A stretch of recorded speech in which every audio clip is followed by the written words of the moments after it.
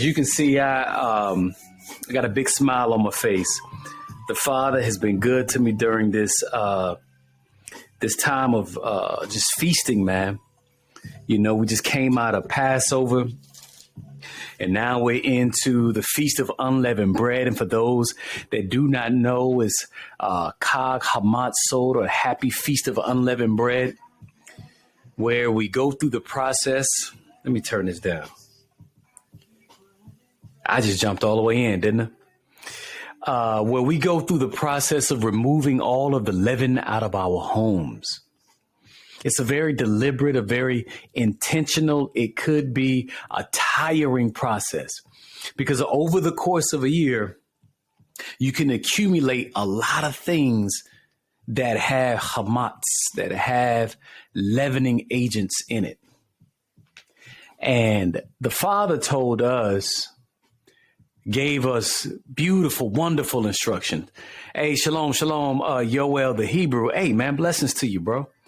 I saw you on vacation. It's necessary. Awesome. Shalom, Koti Kim. Blessings to you in your house. It's always good to hear from you. You guys ride so hard for us, and it's a blessing. But the Father gave us really, really beautiful instructions on how he wanted us to live our lives. And if you're trying to live that life, go ahead and just put a 7 for perfection in the chat for me. Just throw a 7 in there if you're really trying to live the life that the Father told us to live and to operate the way he told us to operate. Is that all right? If you're really trying to do that, come on, tap in with me. Because it's important for us to look at our lives critically, to determine whether or not we're living, operating the way that the Most High has told us to. And I know that, you know, those that rock with me, you know, you're a certain vibration, you're a higher level applicator, not just reader and being an intellectual, but the application of Torah is absolutely different for those that follow me. Well, scratch that. Those that rock with the message that I convey. I don't think you following me. I think that the only ones following me are my sons and my family, and those that I serve. And, you know, I'm here to serve you as well. But, hey, shalom, Brother Charles. Shalom, shalom. I think that there is a group within a group, family. Man, I didn't even know I was going to go here, but we're here now. There's a group within a group where you have those that apply Torah, which is on the surface level. There are many different levels of biblical interpretation. If you look at, you know, they say it's about 4 different levels of the facade, Daresh, Remez, and the soul level. It's just different levels where you may have that which is on the surface. You may have something that's an allegory, or it could be a parable. Then you may have something that is metaphoric. And then you could have that which is secret, which is hidden, and it's only to those that, you know, the Father reveals these things to you. So, for instance, when the Messiah told Peter, flesh and blood has not revealed this to you, but my Father in heaven. That's an example of what would be the soul level. But at all different levels, no level can contradict another level. So there are those that do that which is on the surface. You remove the leaven out of your house, out of your dwelling. And that's a beautiful thing. That's that traditional understanding. You are doing what is written. But then there are those that you have to say, well, there has to be another application. I can remove the leaven out of my house. I can get the sodium bicarb. I can get all of the yeast extract and anything that I've given safe harbor to, that over a period of time, if I put it in the right environment, it'll begin to rise. Y'all with me? Sometimes you have to have the right environment in order for the things that are in you that may be dormant, you don't even know this there, for it to rise, to activate. And see, that's what leavening is. That's what hamatz is. It's a leavening agent. It causes things to rise beyond its normal capability without some type of assistance. And I would present to you that oftentimes the Father will put you in a situation intended to bring out the leaven that's in you. But during this season, we've deliberately removed the leaven out of our lives. And if there is the understanding that leaven is symbolic of sin. It represents sin. That if you can remove the leaven out of your life for 7 days, there is a possibility that you could remove it out of your life permanently for another 7 days and then another 7 days. And we know that 7 is, the number of perfection is indivisible. It is, the Father's perfect number. Many would say, I don't follow, I don't practice gematria. I'm not against it at all. I just don't have that sophistication in my understanding of the text. Some do, and bless them, and I'll go learn from them because there's always another level. But the level that I'm talking about is you've done that which is required. You removed all the things that had leavening agents in your home, in your dwelling. But what about another dwelling, a sacred dwelling? I'm talking about the dwelling of your mind, your heart. Shalom, shalom, Tiger. How you doing, Aki? Much love to you and your family out there, Texas. Appreciate that, Elanel. Shalom, Sister Cassie. Blessings to your house. Much love to you guys. But I'm talking about the leaven that's in your mind. And you say, well, Hodge, what are you talking about, man? I'm glad that you asked. If you were so predisposed to look over there at Matthew chapter 16 and verse 11, you'll find a dialogue with the Messiah and his disciples where he was telling them that they must be aware of the leaven of the Pharisees and of the Sadducees. And he wasn't speaking of natural bread. We know that man should not live by bread alone, but by every word that proceeded out of the mouth of the Father. We absolutely agree with that. But we're talking about a different leavening agent, not just in the bread, not just in the wine. We drank the Manischewitz. We drank, who all had some of that good Manischewitz? Who had some of that good Mogan David? That wine that's kosher for Passover. Boy, it's sweet as a mother's love. I can't drink too much of it. It's too sweet for me. Can't have too much of it. But it's tasty. What you say, Elijah, each feast should be another level, not burning the same sin. Agreed.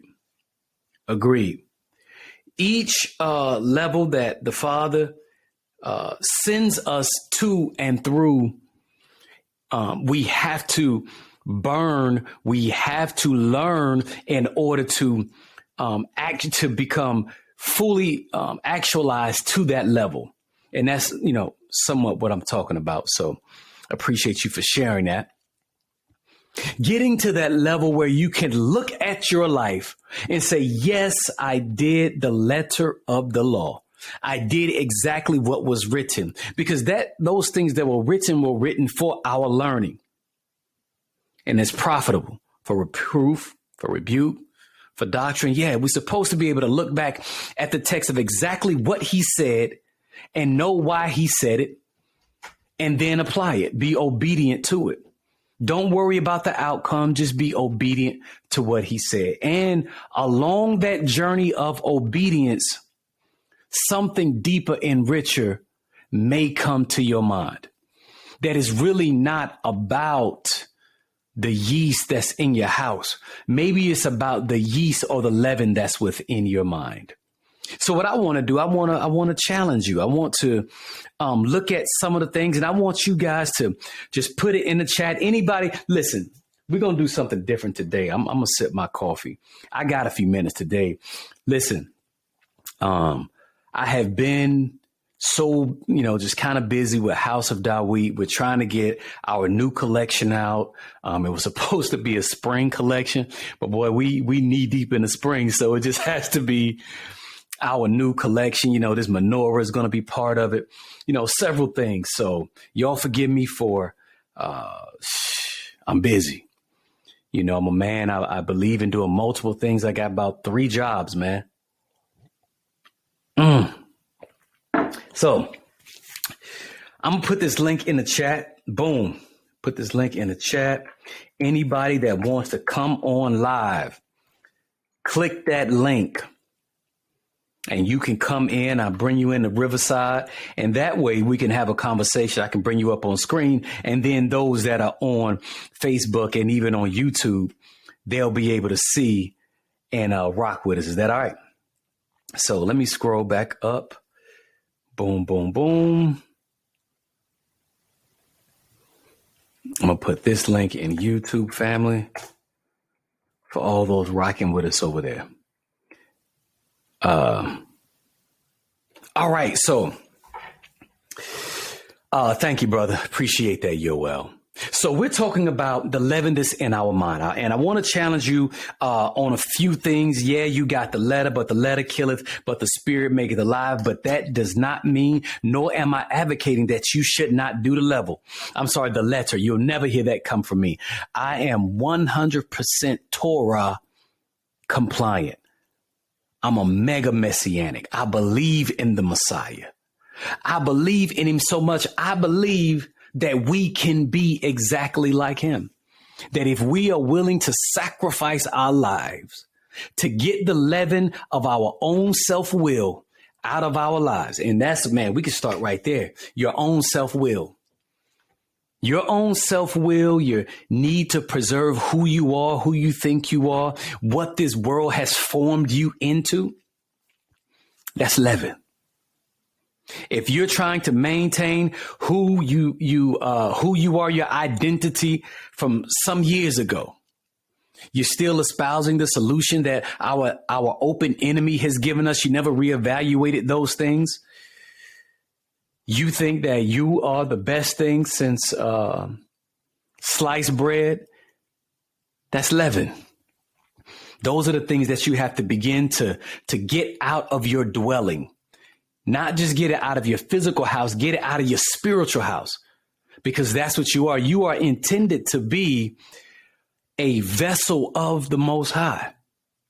But can he come and take up habitation with you? Can he trust you to remove the things that would be in opposition to him? I'm talking about high level kingdom consciousness, family. I'm not talking about those that want to have this hybridized Hebrew mindset.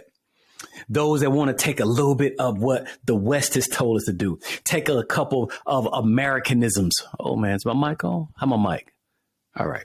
Let me check my levels. Those that want to take a little bit from Christianity, you take a little bit from Islam, you take a little bit from this area. I'm gonna practice a little bit of yoga, and I'm gonna get married. I'm gonna have, this tantric experience with my wife over here in Zion. We finna have some tantric sex around here.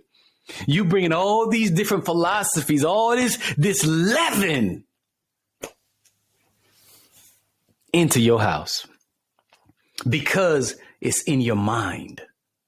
And I'm not going to get into, what nobody does in their bedroom. That it doesn't matter to me. I don't care what you do. All I'm trying to get you to do is ask yourself, was that the lifestyle or the relationship that our ancestors, that our fathers had with their wives as they relate to them? Or is there some new things that's meant to make you feel good? And in that feeling good, is it beneficial? Where did that come from? Is it really not just feeling good? Maybe it's a little bit of lust. Maybe it's a little bit of inappropriate desire. And see, that's the thing about lust and inappropriate desires and fornication. It doesn't need a direct object. Oh, It doesn't need a specific person. It just need an apparatus to express itself. Ah, man, let me move on. The leaven in your mind.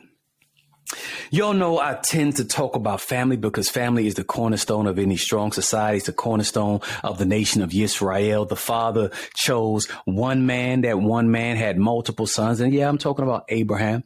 He had not only Isaac, he had Ishmael, he had Median.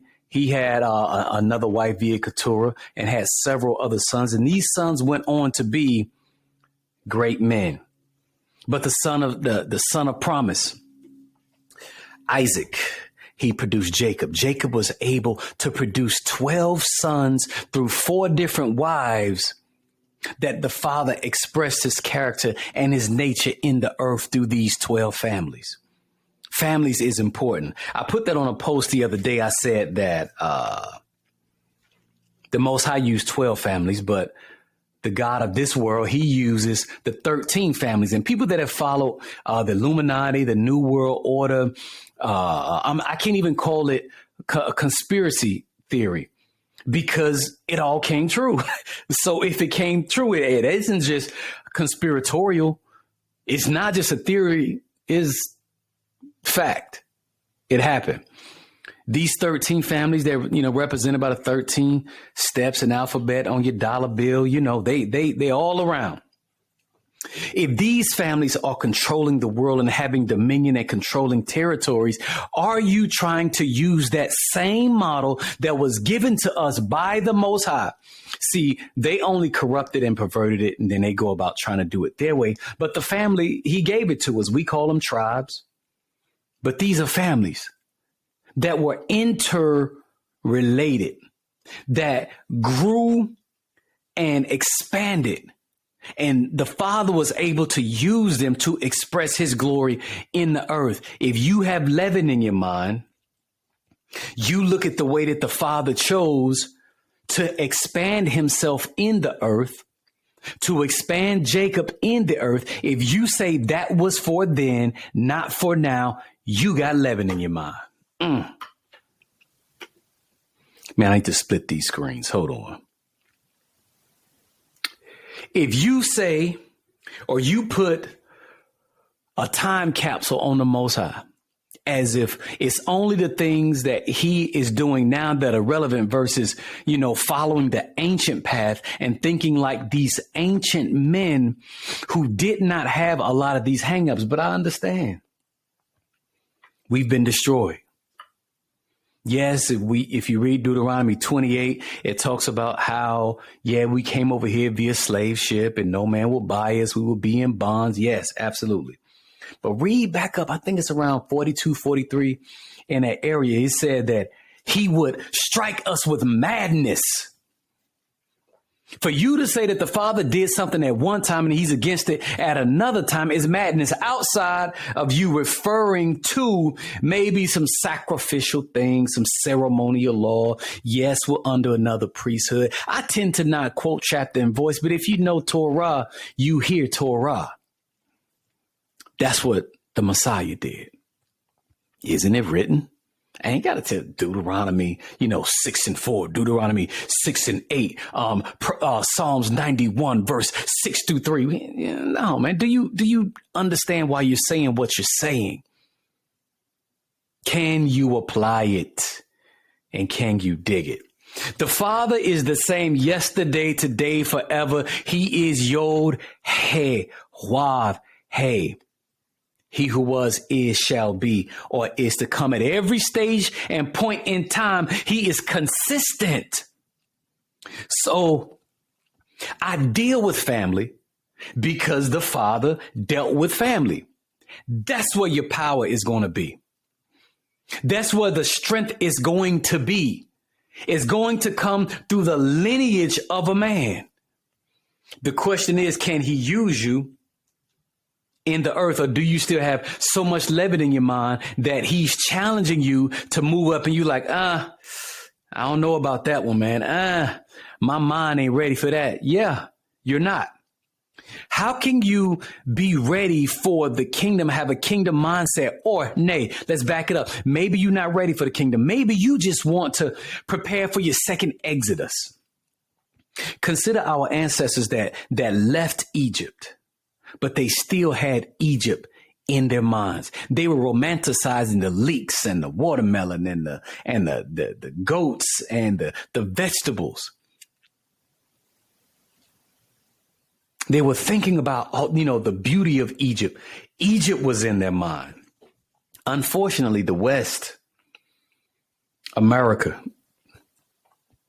is not only in the minds, it's in the heart of our people. And I'm not telling you not for it to not be in your heart.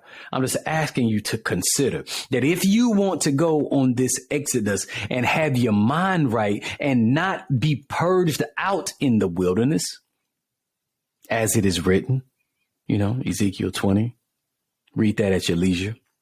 If you don't want to be purged out, then you may want to begin to purify yourself even as he is pure. Now, I know that this may rub some people the wrong way,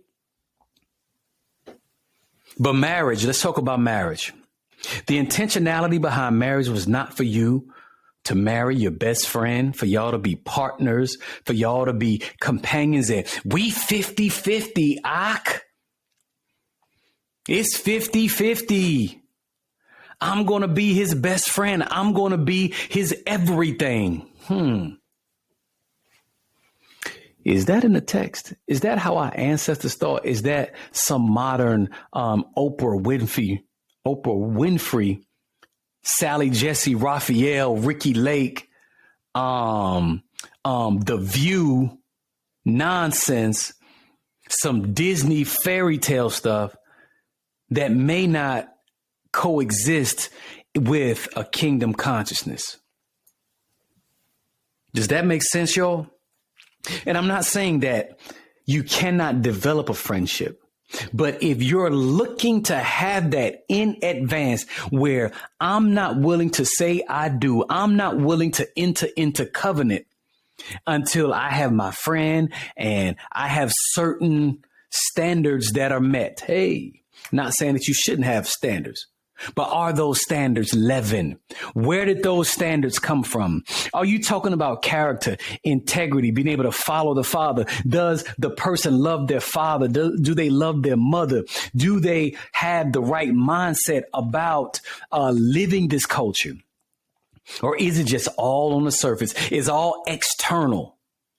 Do they use profane and vain babblings? Do they apply the wisdom of the text? Do they shun those that are wicked? Do they make their bed with the wicked? Are they lusting after women? Are the women lusting after men? Are the women saying, well, he has to be this height. He has to make this amount of money. He has to have memorized the whole book of Devarim in order for him to have me.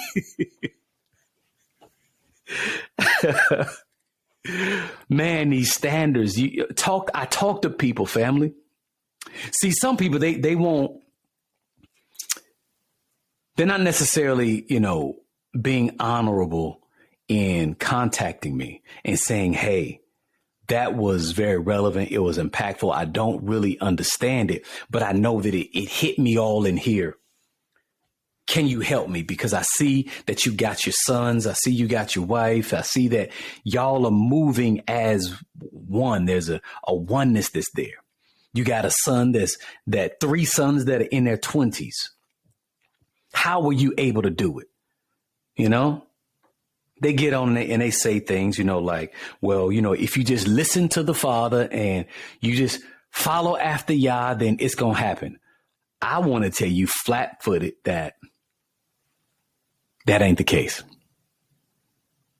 It takes more than that. You have to have someone to help you. Why is it that in the most critical things in life, and I'm talking about your relationship with the Father and the family, people look at it as if they don't need anyone's help. Now, you don't have any fruit in this area. You've never done it. You've never been married. You've never had a functioning long lasting relationship, but some kind of way, you just about to get a download from the Most High and do it. Let me know how that work out for you.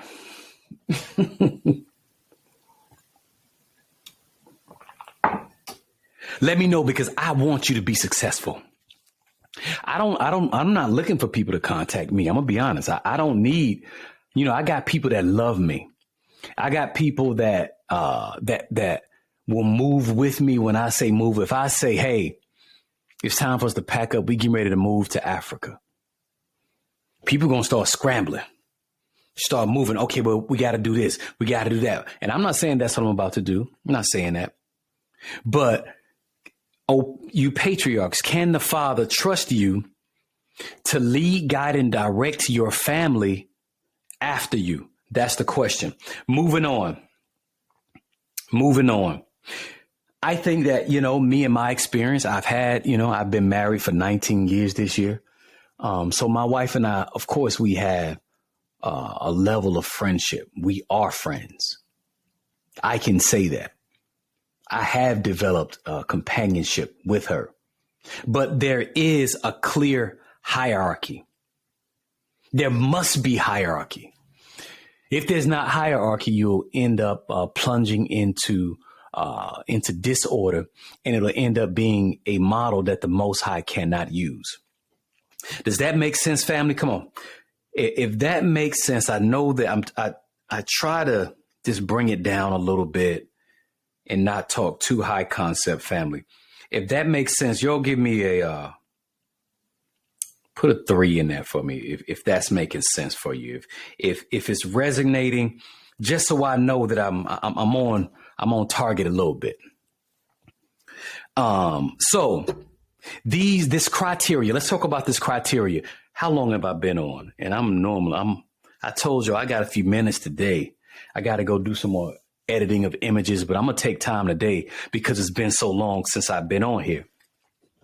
Let's talk about this criteria. What criteria are you using to evaluate whether someone is a potential spouse or not for those that are married? Seeking to be married. What is that criteria? How is that functioning, and is that working? You should have some standards. You should have some type of criteria. But do you have someone that has vetted what it is that you say that you want? Is that a righteous thing, or is it just based on the theories that were given to you in this dominant society that has failed all of us miserably? And it's anti the Most High. It's anti-Israelite. Do you have someone that can help you vet these things? I'm not, and once again, I like to clarify, I'm not saying that it should be me. I'm not out looking for people to rock. I'm not. I have a group, but I'm saying that please find someone with fruit in the area that you're trying to advance in and connect to them. Send them a message and, try to get some assistance. That's the honorable thing to do. It may keep you from spinning your wheels. It may keep you from a long measure of trial and error. Look at those standards. Men, you looking for a wife, you could be looking for a second wife, a third wife. That ain't my business. But I know that it's in the text. I'll leave it at that. For whatever, I don't care about your motivation, but I do. This is what I say. Even in regards to that, let me deal with that because that's leaven in the mind of a lot of our people. They say that, well, that was for then. This is for now. That wasn't the Father's perfect will. That was his permissive will. It's utter nonsense, as if you know the ways of Yah and you've been in captivity, not just some of your life, all of your life. And now you know the ways of Yah. It's so arrogant. If you say that, a brother that's doing that is, he may just be, that if a man is takes another wife, that he is lustful, He's unrighteous. He's unholy. I will just encourage you to evaluate that leaven that's in your mind and challenge yourself to look back at the text and say, well, is that what the scriptures is saying? Or is that what I'm being told? Or maybe it's my leader that's telling me this. Maybe it's my leader that has told me, hey, people are not ready for that yet. Who told you people ain't ready? Maybe your people not ready. And maybe the people not ready because their leader is not ready, because a leader cannot develop a person beyond his own limitations. I can't show you what I have not been shown. So I believe you. Are you correct? Absolutely not, because people are doing it. And I might add, successfully. Right, like they know his mind. It's crazy. It's so pretentious. As if, it was his permissive will. What do you mean he built a nation? So let's look at, okay, I'm here now. I'm here. I'm gonna jump on in, both feet, 10 toes. I ain't finna go too hard, but I need to, because we're talking about Leaven family. When our father, Jacob, received his other wives, was it a result of him being lustful? Was it a result of him going after said thing? He saw Rebecca and, Raquel, and he desired her. I like her. Okay, cool. Work for her. I'll do it. 7 years working. Boom. Did it. Comes time to, take the vow and to consummate the marriage. Boom. He got tricked by his father-in-law, Laban. Tricked him. He woke up with Rachel. He woke up with Leah. He was like, oh man, what happened? What happened? Now let's look at that. Let's look at that for a second. And I'm going to move on. Let's look at that for a second. It says how Leah wasn't as attractive. Mama Leah. I call her mama because I love her, because I'm here as a result of her. It said that she was tender-eyed. May not have been as attractive as her sister, according to, what a man desires. Not saying that you should go out there and not have someone that's attractive, but is that the primary litmus for whether or not you are going to be involved in a marriage? Is that the primary things are looks? Because Mama Leah was tender-eyed. She wasn't as attractive as her sister, yet she was able to produce a Messiah. Woo! She was able to produce God incarnate with her tender-eyed self. So you may have a sister that may not be as attractive, but yet the environment, her womb, and her mindset is so like the father that she can produce an Obed, a Boaz, a Jesse, a David. That's what we're talking about. It's producing that said thing. And that said thing wasn't even what Jacob wanted. He wanted something else. So we have to be mindful as men that maybe it may not come wrapped the way that you want it. It may not be as aesthetic as eyes may not be as symmetric.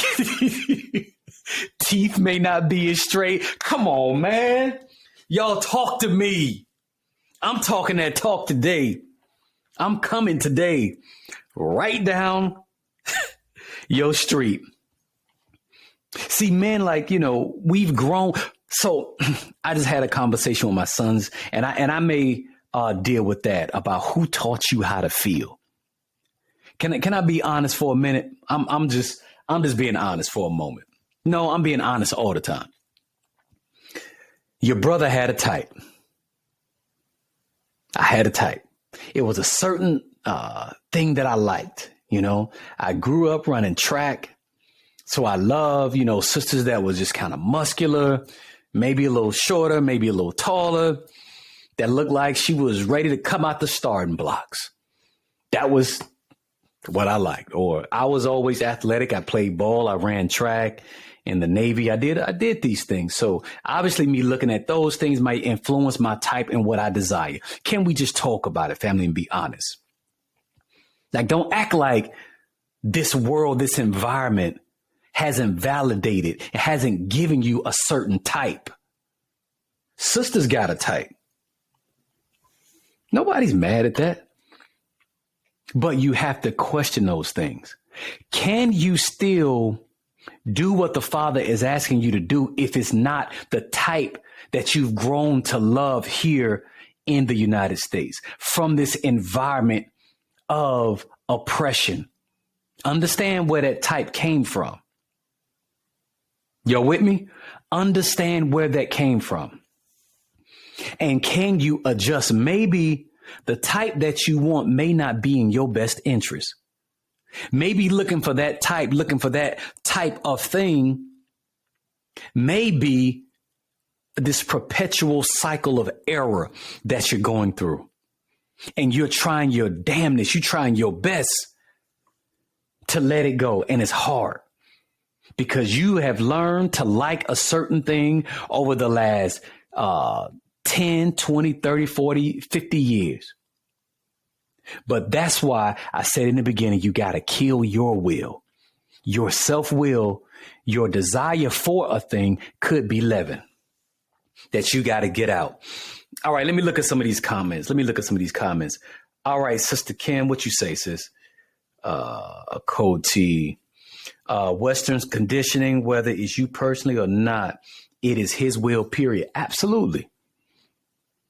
That we have been conditioned. It's the cultural component that we try to deny. We think like Americans.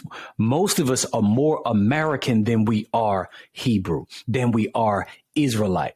Because I just see how you talk about family.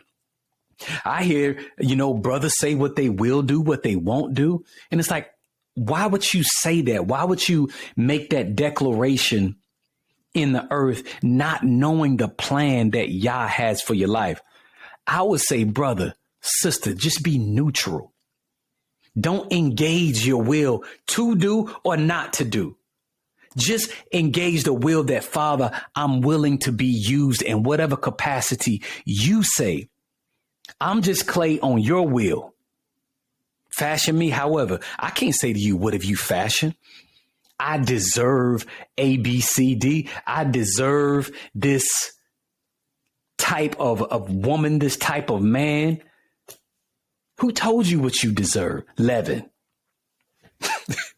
Leaven. Did I say Leaven? Leaven. What you say, L? Jacob, Abraham, Isaac, David, they wouldn't have had types. David killed a man because he was mesmerized by his type. Talk about it. They didn't have types. So listen, man, let me give y'all another level. And this is as far as I'm gonna go. Some no. I have selected wives for my sons. They don't have any say so in how they look, how tall they are. See, what we kind of do is we kind of, we match certain things up to be able to, let me be quiet. I'm going to stop right there. My sons receiving a wife or more than one wife, which they will. I don't care how people feel about it. I don't care. Because we're trying to build a strong family that can dominate. And lust is not a part of the equation.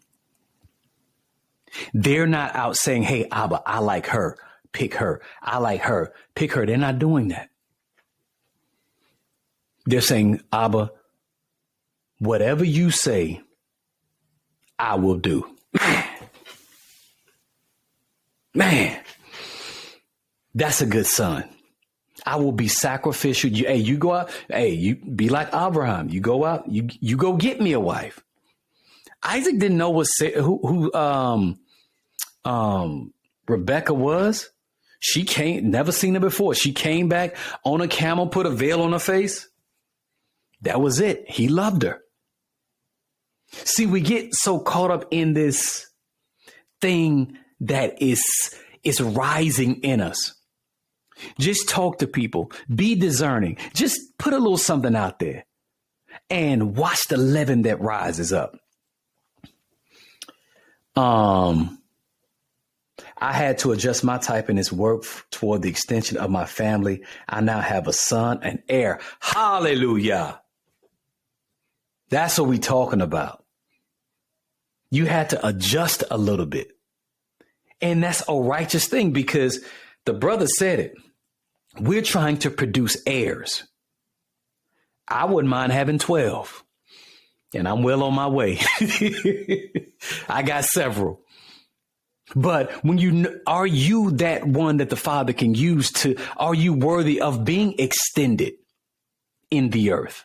See, and the brothers that I fellowship with, our configuration at RTA, we don't have those hangups. We follow the ancient way.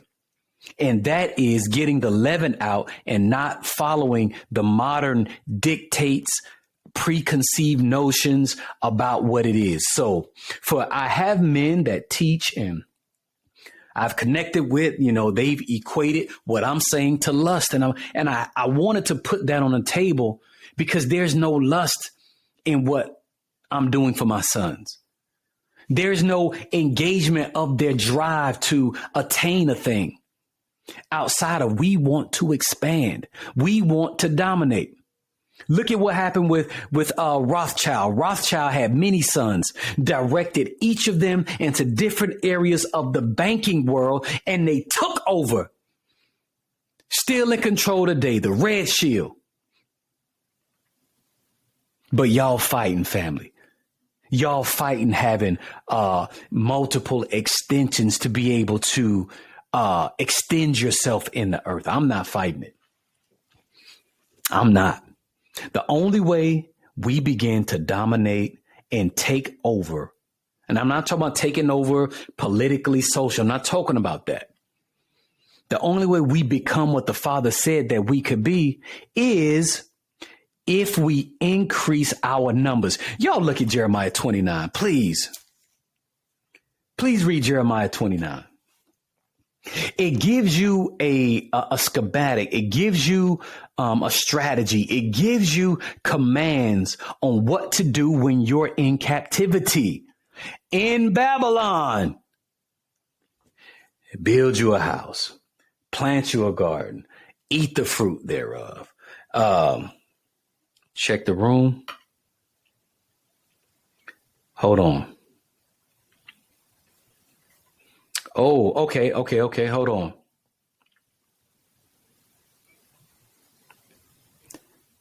Wait a minute. Okay, we got somebody tapping in. I got you in the green room. You back there in the green room chilling. Plant houses, eat the fruit thereof. Let me finish this thought, Elder. Love you. Eat the fruit thereof. Give wives to your sons and give your daughter husbands. That's talking about arranging. And you read on down and he tells you why you should do that.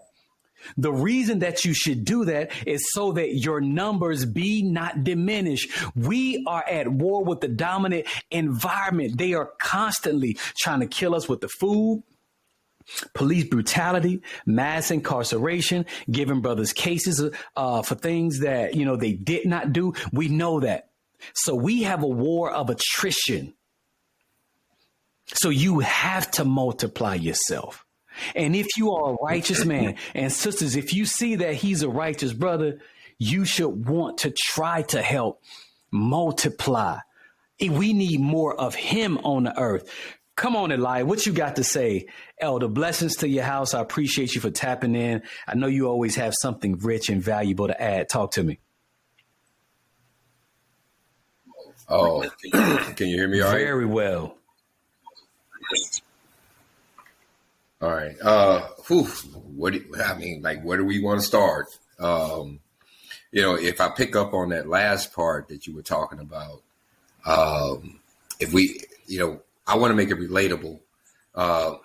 If you look at what our enemy is doing, or should I say what the dominant class is doing, they're bringing in people because they can't reproduce themselves fast enough. And, as long as we are not functioning in the pathway of our ancestors, they're going to outnumber us. That's number one. Right. Because one of the things they fear more than anything else is our numbers, just like in Egypt. Right. Great point. Hey, hold on, Elder. Can I just say? Yeah, you've been hitting on. No, I didn't mean to cut you off, but you said the whole numbers things. Maybe the numbers, the multiplication is a prerequisite for an exodus. But go ahead. Oh, absolutely. That would tie into another aspect of this.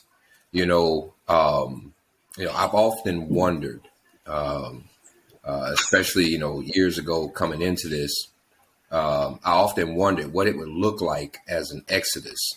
Go back in there, son. Go see Ema. My beloved son is right here. Go ahead. So I often wonder what that would look like, especially for many of us who come into this walk, and you have so many different aspects. I mean, a lot of it mirroring what you had, whether it be a camp, whether it be congregations, fellowships. I mean, you name it. But the structurings, and as our beloved elders say, the doings of the land. Trying to structure ourselves, even though we're of who we are, under the same prerequisites of what we came out of, instead of returning back to the old ways.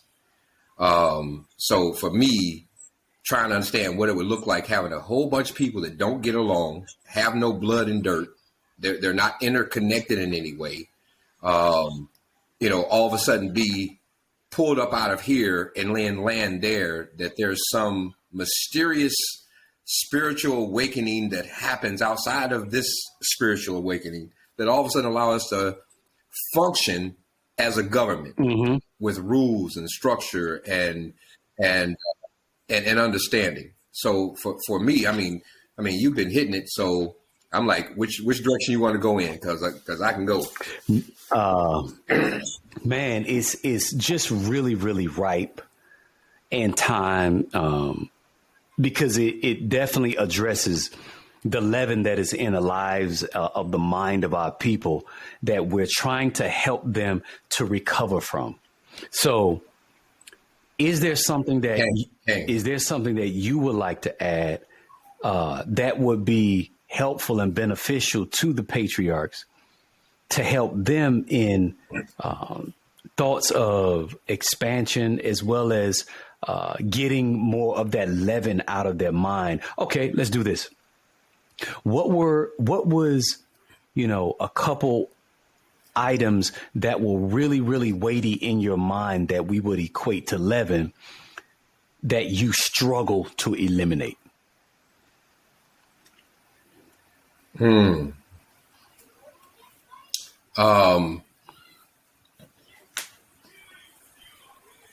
It's the best way to, I could point to a number of things, but the biggest aspect is really beginning to understand the functional purpose of what a family looks like, which then turns into a nation. There are steps, and you can't skip those steps. Yes. In the book of Numbers, we deal with, there's a reason why, the men were numbered, and there's a reason why elders and elder women and would teach the younger. All those things have functional purposes, and it's just really a larger, without breaking any hedges, because a man is really the priest in his own household. But if he's learning or accepting the wisdom from someone who's already produced what it is he's trying to produce, Right. then it makes him a more righteous ruler. See, I think the problem is that that in this transition of the bones coming back together, that Ezekiel part, is that we're starting to get all of this through bits and parts, to again create a man, to become whole again. Mm-hmm. And so that comes in segments. And I think that a lot of what you're sharing is really just putting it out in the atmosphere that, these different aspects are needed to actually create the man. That man, that nation, that people, that interwovenness, because we've seen it. We've seen even in the Christian church, pastors taking advantage, being the head of everybody's household and so on and so forth. And there was a punishment that was divvied out in the script for violating the law, for actually going into another man's house, right? Numbering and getting into a space that they weren't supposed to be, right? But that doesn't preclude that. But that doesn't get rid of the fact that that righteousness, that we should all exhibit with the same level of tenets that allow us to operate with each other. That's pretty much what the script is about. You can look at the Big Ten, and it really comes back to how we interact with each other as family, as a nation, in order for us to actually dominate, to lead, right, to be the head and not the tail. No, Torah for that. That was a brilliant and excellent explanation of what it's going to take for us as a group, as a people, to begin to recover and to rediscover that righteous path that the Father wants us on. Now, I'm going to say this respectfully. You kind of evaded my question. Now you didn't answer my question. So I'm going to run it back, because I know you got some rich stuff to add. So just give me one thing in your mind that you really had to change and eliminate, that leaven that was in your mind in this time of transition for yourself and for your house.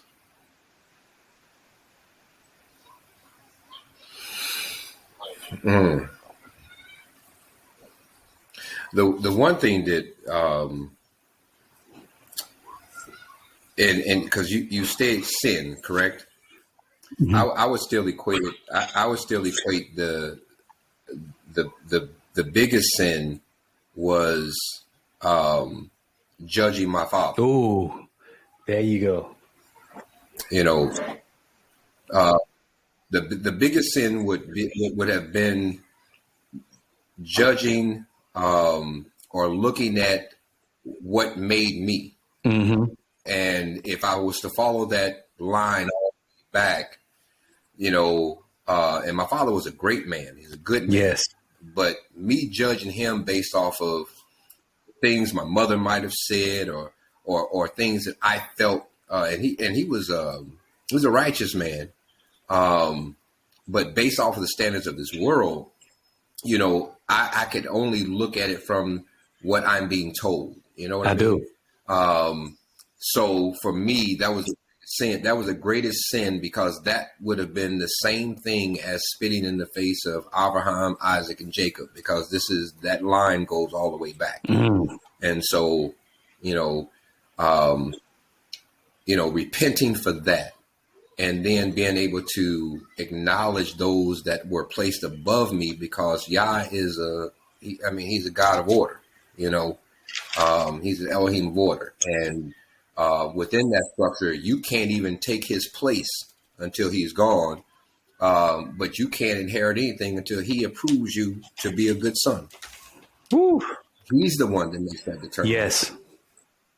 We cannot go around our Father and think that the Father, his creator, and the creator beyond that will sanctify us or sanction us to then move forward after we've just done something like that. I mean, it's asinine to even think about it. Hey, let me ask you this question. I'll say this and then move it forward. What would you say to those, their biological father may have expired? They may no longer have him with them to help them complete this journey of wholeness, completeness, and fullness. I've seen where the Most High will give you a spiritual father that will help you to complete that journey. And it's so necessary in order for that man and that woman to go on that journey of forgiveness, of releasing, not judging, not holding grudges, even though some things that they have done may have been absolutely wrong. Yet I find no fault in my father. Can you hear me? Can. Absolutely. So he will give you what you don't have. He'll give you a man. What encouragement would you give to those that are on that journey of forgiveness, wholeness, and completeness, and maybe their biological father or their biological mother? Because I just looked at a video today with this woman. She jacked her son up evidently he was acting up in school, dragged him out of school, beat him with a belt right there in the hallway in front of some Europeans, cussed him out. And if you do this again, nigga, it's going to be me and you and that, you MF and this. I was like, oh my gosh, this is child abuse. But maybe that happened to some of us and we're trying to recover, heal from that. What advice would you give, please? I mean, we're a hurt people. We're coming out of, and even those of us that are, have walked into the faith and understand who we are. But, one of the things that I was able to honestly be able to look at is that you cannot take, even though I'm full believer in Hamashiach and the spirit of the Most High and the Ruach. But a lot of times we do not look at, we tend to use it as an excuse and a crutch. We believe that spiritually, that once we understand, just like when you was a Christian and you went down in the water, you came back up, you just came back up a wet sinner. The aspect of not realizing that work has to be done. Mm-hmm. And in that work, the path of that is already laid out in Scripture. Being able to have a surrogate, someone moving in a way that helps heal you.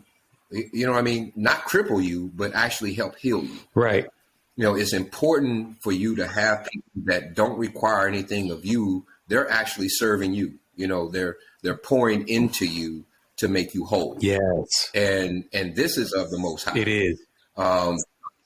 Before we were interrupted and before we were broken, this came from the mother and the father. And then the daughter went off to a man that was chosen for her, mm-hmm. a man that father saw that was appealing to him, saw characteristics in this young man that he knew his daughter well enough that that's where she needed to be. Or an older man. And so, we had this, Well, we just had this unbroken chain mm-hmm. where, where the trauma that we're trying to undo, right, wasn't there. And we're trying to get back to it. And so the thing is that literally within a generation or two, our children wouldn't even have to experience that aspect just by simply being obedient to what's in the script. Right. Because it just makes sense. Right. And so.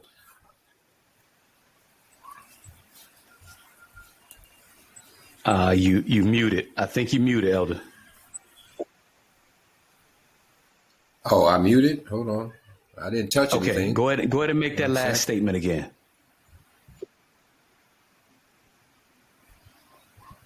Okay. No, I was really referring to Oh, you can hear me? I Okay. can very well. I was really referring to, sweetie, go back inside. Go back in there. I was really referring to the aspect of there was an unbrokenness. The things that we're trying to recover by having those, like you said, a surrogate father, a surrogate mother. What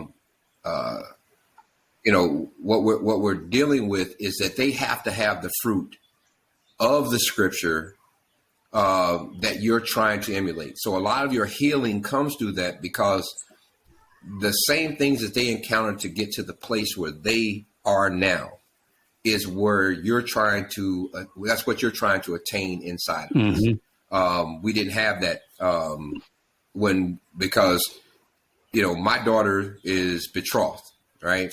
My son, I will find a wife for him.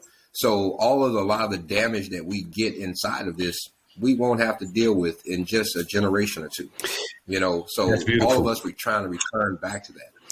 No, that's beautiful, because what we don't want is too much trauma we don't want any trauma on our daughters. And so that's why I advocate for what I advocate for, because I know that it's a more excellent way. I don't want anyone practicing on my daughter. I don't want a young man trying to figure it out. That terrorized me. And it's a rock, it talks about how to keep a man up at night. You'll lose sleep for these things. I knew that I had to find a more excellent way and be a part of that. So men, if you're not doing that, you're not following what the scripture has told us to do. And then even sisters, if you're not doing that, you're not following what the scriptures have advocated for us to do. I'm not going to get into the minutia. I'm not going to throw any stones. I have no accusations to bring against anyone, but please just consider the leaven that is in your life that's stopping you from being adjusted and acclimatized to this true Israelite tradition, this Israelite culture. It is not American. More people are Hellenized Hebrews than they are true Israelites. So you got any closing thoughts, Elder? No, and I love our people, and I just want us to be conscious of what's actually coming. I think we spend a lot of time trying to figure everything out and be reactionary. Of course, with what's going on right now, I think that focusing on family, when I say getting off grid, I'm just really referring to having land and being able to grow your own food and whatnot, and be connected to other people of like-mindedness. There's nothing like, from what I understand, everybody else is doing it, and we are still. And when I say everybody else, I mean other people are configured. And one of the things that we do is it's really hard for us to trust. We've been broken so many times, and trying to move forward in this. But as long as we look back and we look at a system that actually works, and try to undo that which has been placed in us from our captivity, the Father's going to do the rest. He's going to do the rest. That's just all there is to it. You do your part, because if it doesn't happen, then none of it was real. And I truly believe it's real. So that's it. That's all I got. Man, I appreciate you for chiming in, Elder. It's been nothing but value-added statements that have come from a man that is mature in his understanding, that's mature in his application, where it's not just head knowledge. A lot of people have head knowledge. My phone has far more knowledge than I do, but my phone can't apply. You'll find many people in the tradition where they focus on nothing but knowledge, but their application, living, doing it, becoming, walking, living, breathing Torah, that escapes them. It escapes them because they got too much leaven. No,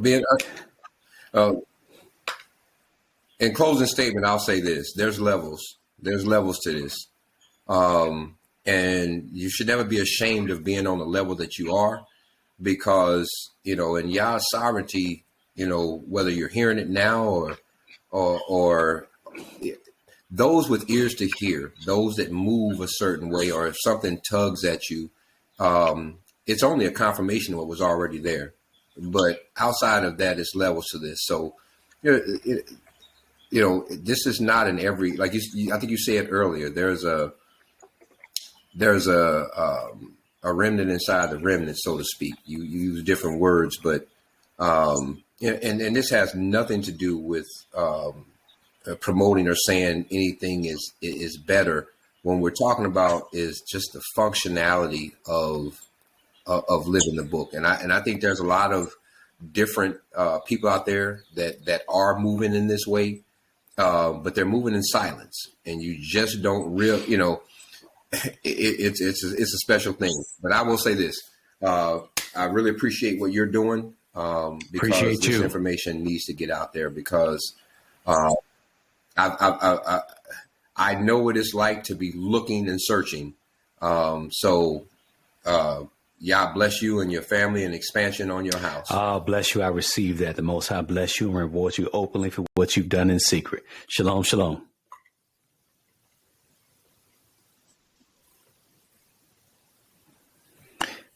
Man, that was beautiful. That was beautiful. Appreciate the elder for dropping in with some really rich and profound things to say and to share. Man, it was wonderful. Man, I appreciate everyone for just rocking with me. I think I'm getting ready to tap out. Unless someone I think I've shared what I needed to share. I went there today because it was necessary, because, it makes no difference if you get the bread out of your house, but yet you still have all the leaven in your mind. You were obedient to the letter of the law, but the spirit of it you still have not addressed. And people have to be taught to address these things in a righteous, sober, metered way, where those that can come in that have a certain level of experience, and those that have experience, they consider themselves. What do you mean by that? I consider how long it took me to get to this understanding. I would not be condemnatory and judgmental of someone who doesn't have the same understanding that I have, because they don't have my experiences.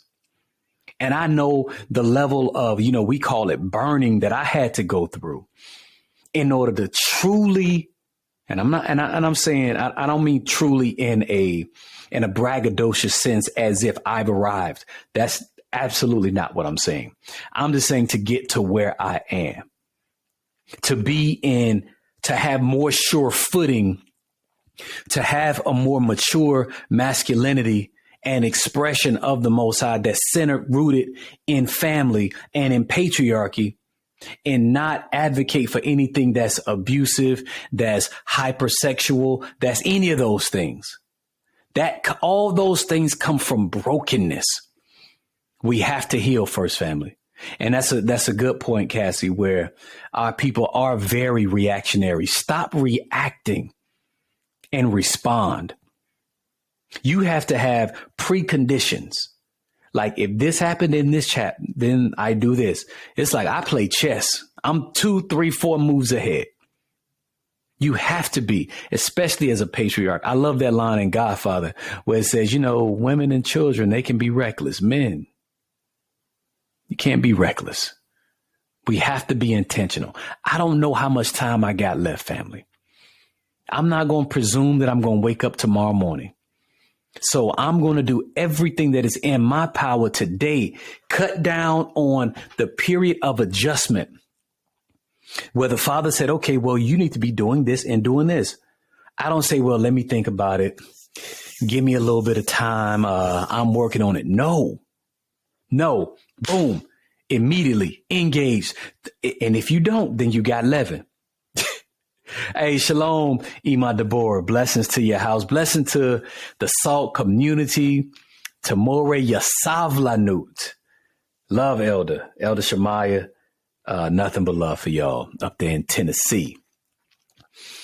That's Leaven if it takes you too long to adjust. Think about when the Most High told Abraham to go and circumcise himself. Abraham rose up early and went to do it. What are we waiting for? What are we waiting for? Go sacrifice your son. Okay, I'm up early. No, I think the circumcision he did it that evening. Maybe I'm incorrect. But he got up early to do it. He did not wait. What are you waiting for? To become the most righteous version of yourself, to get the leaven out.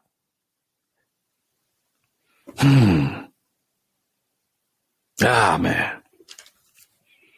That's it. I'm gonna pause right there. Anybody got any questions, any comments? Man, I brought the elder on. I'm bringing people on today. I got a few minutes.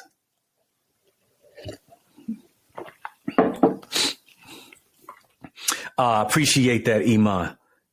I appreciate that. Bless you. Bless you. Ba-da-ba.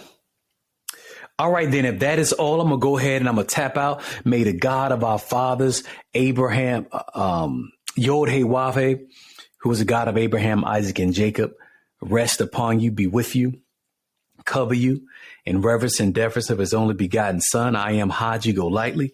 You have been listening to the Go Lightly Perspective. We were live on Facebook, live on YouTube, live streaming, y'all. We're trying to go across platform. Please take a second, like the video, share the video across different platforms, because we want to get the message out, because I truly believe in what I'm saying.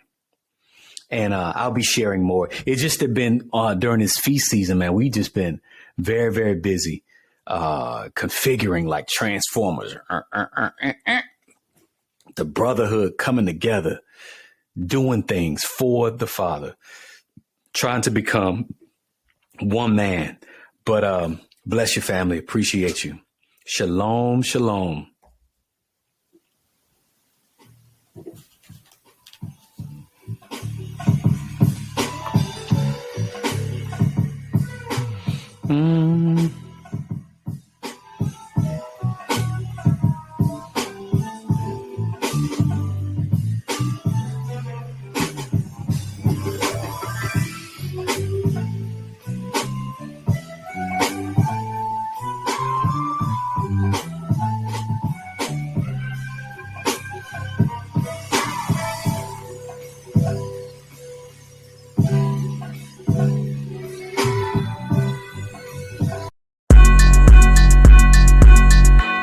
Tryna beat me, but they can't. I'm black.